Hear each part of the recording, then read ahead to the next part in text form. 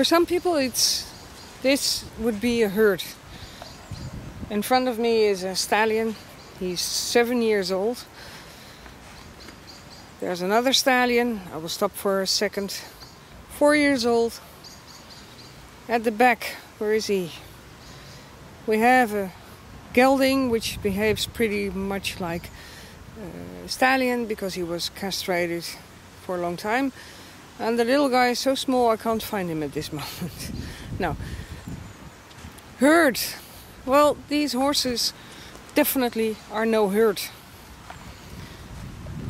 Not even in my wildest dreams they are. They have their herd instinct, of course. Yeah, like you see this guy coming towards me, and because he likes to relate on people. But it's not a herd. He's a little bit curious. It's not a herd. It's all for individuals. And this herd idea is one of the worst enemies, I think, of horses. People put horses together, and sometimes I can see on photos very easily, and you will too. I mean, I'm not very special in that some horses are definitely not being able to be together without fighting. But people put them together and say, nature will tell who is the boss. It's not about boss. It's not about being bossy. It's about being related. And that's the thing that horses take with them from out of nature. In their own world, they are bonding. They need these bondings.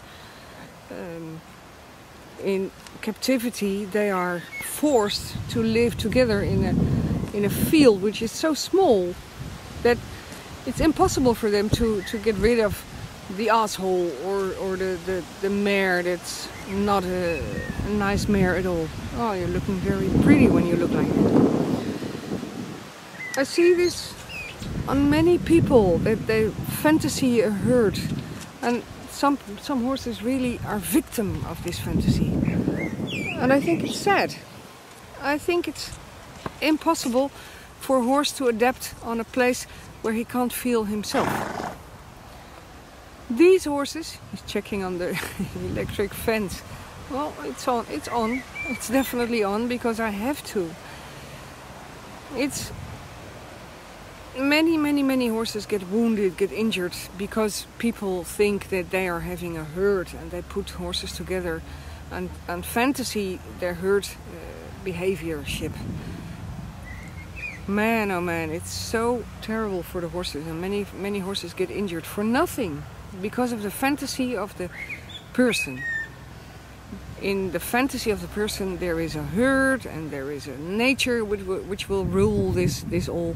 Well, I can assure you, if I take away the fence, there is a bird really trying to get louder than I am talking. When I put these horses together, these are stallions.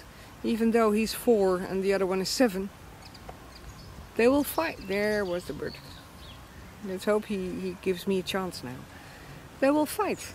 And no nature will tell anybody that who is the boss. I think I have a clue of who is already winning, because he, the one who we are looking at now, he doesn't give up. He has this very high temperament. He has a very strong character. I noticed that when I walk along with Kabul, who's standing there with his little white friend who was injured for a while. And when he was injured, the stallion behavior of Kabul was pretty much triggered. I noticed that because when I walk with a golden horse, where is he? There he is. Something scared. When I walk with a golden horse,